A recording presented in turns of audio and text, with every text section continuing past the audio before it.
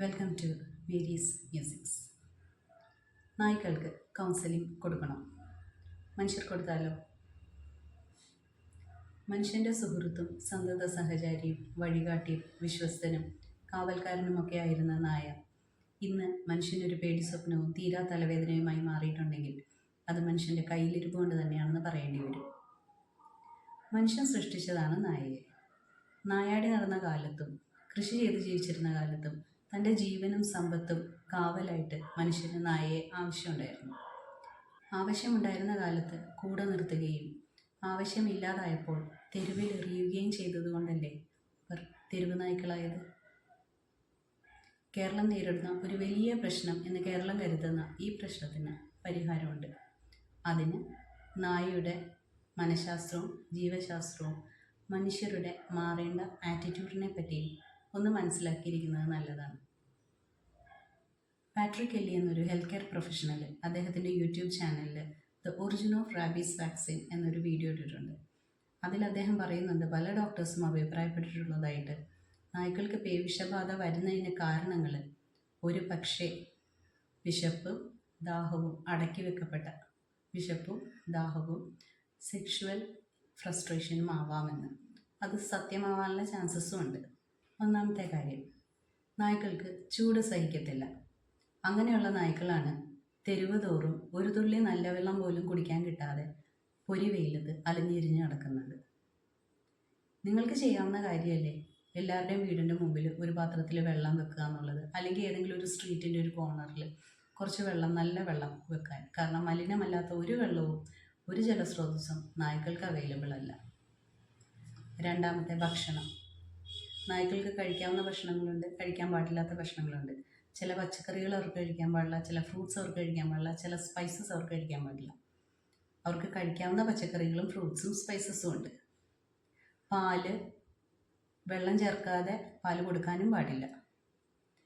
പഞ്ചസാര, ഉപ്പ് ഇതൊന്നും അവർക്ക് കഴിക്കാൻ പാടില്ല. കാരണം അവർക്കും ഓർഗൻ ഫെയിലിയറൊക്കെ വരും നമ്മളെപ്പോലെ തന്നെ.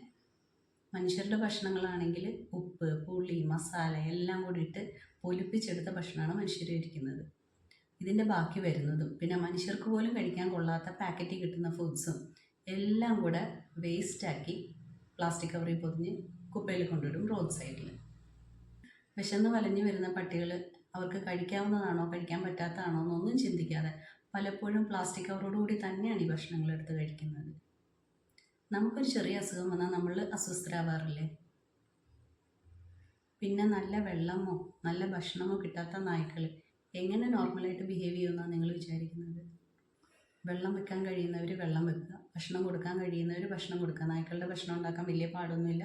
ഒരു കുറച്ച് ഇഞ്ചി, അത് അവരുടെ ദഹനത്തിന് സഹായിക്കും. മഞ്ഞൾപ്പൊടി, കുരുമുളക് പൊടി, മല്ലിപ്പൊടി ഇത്രയും മാത്രം ഇട്ടാൽ മതി. ഇറച്ചിയാണേലും മീനാണേലും അത് ധാരാളം വെള്ളം ചേർത്ത് വേവിച്ചിട്ട് ചോറിൻ്റെ കൂടെ മിക്സ് ചെയ്ത് കൊടുക്കുക. അപ്പം വെള്ളം ധാരാളമായിട്ട് ചേർന്ന് കഴിഞ്ഞാൽ അവർക്ക് ആവശ്യത്തിനുള്ള വെള്ളം അതിൽ തന്നെ കിട്ടുകയും ചെയ്യും. സോ നല്ല മനസ്സുള്ളവർ കുടിക്കാൻ നായ്ക്കൾക്ക് വെള്ളം വെക്കുക, അതുപോലെ ഭക്ഷണം കൊടുക്കാൻ പറ്റുന്നവർ കൊടുക്കുക. ഇനി ഏറ്റവും വലിയ പ്രശ്നം എന്ന് പറയുന്നത് അവർ പെറ്റ് പെരുകുന്നു എന്നുള്ളതാണല്ലോ. വഴിയുണ്ട് രാമ.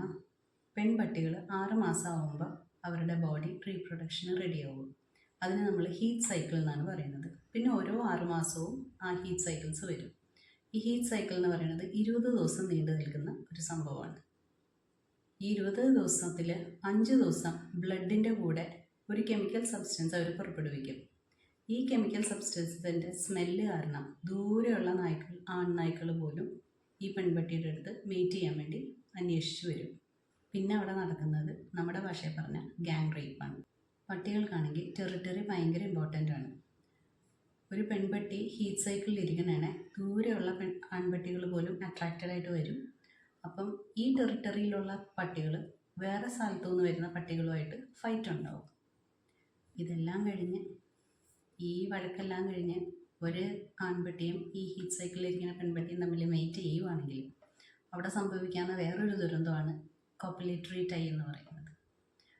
നിങ്ങൾ പലപ്പോഴും കണ്ടിട്ടുണ്ടാവും, ഒരു ആൺപട്ടിയും പെൺപട്ടിയും പിൻഭാഗം ചേർന്ന് ഇങ്ങനെ നിൽക്കുന്നത്. അത് ആൺപട്ടിയുടെ ജെനിറ്റൽ ഓർഗൻ പെൺപട്ടിയുടെ റിപ്രൊഡക്റ്റീവ് ഓർഗൻ്റെ അകത്ത് പോയി വികസിച്ച് സ്റ്റക്കായി പോകുന്നതിനാണ് കോപ്പുലേറ്ററി ടൈ എന്ന് പറയുന്നത്. ഇങ്ങനെ ടൈയിലായി നിൽക്കുന്ന ഒരു ആൺപട്ടിയും പെൺപട്ടിയും ഒരു കാരണവശാലും ഫോഴ്സ്ഫുള്ളി പിരിക്കാൻ പാടില്ല.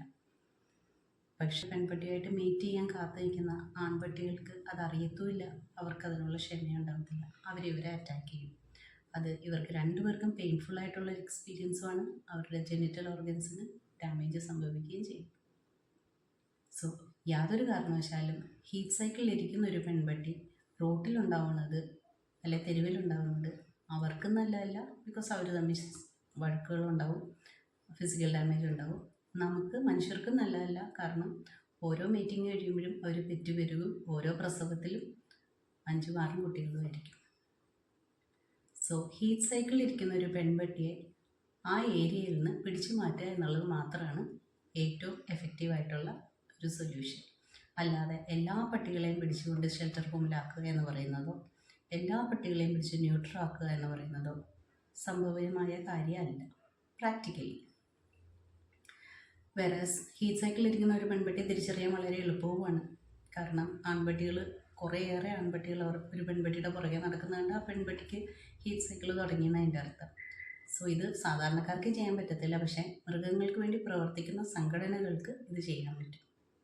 ഭക്ഷണം കൊടുക്കുന്നതും വെള്ളം കൊടുക്കുന്നതും എല്ലാവർക്കും ചെയ്യാൻ പറ്റും. പിന്നെ എടുത്ത് വളർത്താൻ പറ്റുന്നവർക്ക് അതും ചെയ്യാൻ പറ്റും. പക്ഷേ ഇത് അവർക്ക് വേണ്ടി പ്രവർത്തിക്കുന്ന സംഘടനകളാണ് ചെയ്യുന്നത്. ഇനി ആരാണ് മൃഗസ്നേഹി എന്നും കൂടെ ഒന്ന് നോക്കാം. മൃഗങ്ങളുടെ ക്ഷേമത്തിന് വേണ്ടി പ്രവർത്തിക്കുകയും മൃഗങ്ങളെ കൊണ്ട് മനുഷ്യർക്ക് തലവേദനയൊന്നും ഉണ്ടാവാതെ നോക്കുകയും ചെയ്യുന്നവരെ വേണം മൃഗസ്നേഹികളെന്ന് വിളിക്കാൻ. ഇനി അങ്ങനെ എന്തെങ്കിലും പ്രശ്നങ്ങൾ ഉണ്ടായാൽ അത് ചർച്ച ചെയ്ത് അതിനൊരു തീരുമാനം ഉണ്ടാക്കി ഒരു സൊല്യൂഷൻ ഉണ്ടാക്കാൻ കഴിയുന്നവർ വേണം മൃഗസ്നേഹികളെന്ന് പറയാൻ. അല്ലാതെ മൃഗങ്ങളെ കൊണ്ട് മനുഷ്യർക്ക് പൊറുതി മുട്ടി അവരതും കൊണ്ട് കേസും കൊണ്ട് കോടതിയിൽ ചെല്ലുമ്പോൾ അയ്യോ മൃഗങ്ങളെ ഒന്നും ചെയ്യല്ലേ എന്ന് പറയുന്നവരെ അല്ല മൃഗസ്നേഹികളെന്ന് വിളിക്കേണ്ടത്. എല്ലാ പ്രോബ്ലംസിനും സൊല്യൂഷനുണ്ട്, പക്ഷെ അതിന് ഒത്തുചേർന്ന് സംസാരിച്ച് സൊല്യൂഷൻ കണ്ടുപിടിക്കുക എന്നുള്ളതാണ് ഏറ്റവും ഇഫക്റ്റീവായിട്ടുള്ള മാർഗം.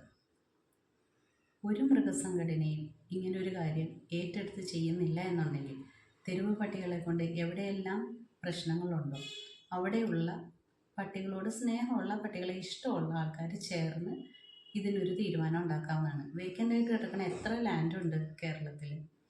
കോമ്പൗണ്ടുള്ള ഏതെങ്കിലും ഒരു പ്ലോട്ടിലോട്ട് ഈ 20 ഡേയ്സ് ഹീറ്റ് സൈക്കിളിലുള്ള പെൺപട്ടിയെ പിടിച്ച് മാറ്റി താമസിപ്പിച്ച് കഴിഞ്ഞാൽ അത് കഴിഞ്ഞാൽ അവരെ തിരിച്ചു വിടുകയും ചെയ്യാം. പട്ടികൾ പ്രസവിച്ച് പെറ്റുപെരുകത്തില്ല. മനസ്സുണ്ടെങ്കിൽ മാർഗവുമുണ്ട്. ഭക്ഷണം കൊടുക്കാൻ പറ്റുന്നവർ ഭക്ഷണം കൊടുക്കുക, വെള്ളം കൊടുക്കാൻ പറ്റുന്നവർ വെള്ളം കൊടുക്കുക. ഇനി എടുത്ത് വളർത്താൻ പറ്റുന്നവർ എടുത്ത് വളർത്തുക. ഏറ്റവും നല്ലത് പെൺപട്ടികളെ വീട്ടിലെടുത്ത് വളർത്തുന്നതാണ്. പട്ടികളെ വളർത്തുന്നവർ ഒരു കാര്യം പ്രത്യേകം ശ്രദ്ധിക്കണം.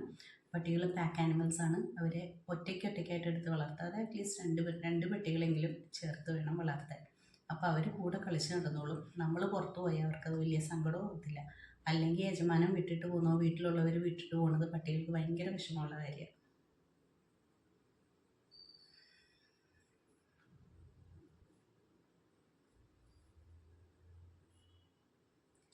സൃഷ്ടിച്ചത് മനുഷ്യനാണെങ്കിൽ സംരക്ഷിക്കേണ്ട ചുമതലയും മനുഷ്യനുണ്ട്. ഇനി ഒരു കാര്യം കൂടെ പറഞ്ഞ് അവസാനിപ്പിച്ചേക്കാം. നായ്ക്കളുടെ സ്വഭാവം അന്നും ഇന്നും മാറിയിട്ടില്ല. അവരന്നും സ്നേഹമുള്ളവരാണ്, ഇന്നും സ്നേഹമുള്ളവരാണ്, അന്നും ഇന്നും നന്ദിയുള്ളവരുമാണ്. മാറിയിട്ടുള്ളത് മനുഷ്യൻ്റെ സ്വഭാവമാണ്. സ്വന്തം മക്കളെ പോലും സ്നേഹിക്കാൻ പറ്റാത്ത മെമ്പേഴ്സുള്ള ഒരു സ്പീഷീസായി ഹ്യൂമൻസ് മാറിയിട്ടുണ്ട്. നമുക്ക് തിരുത്താം.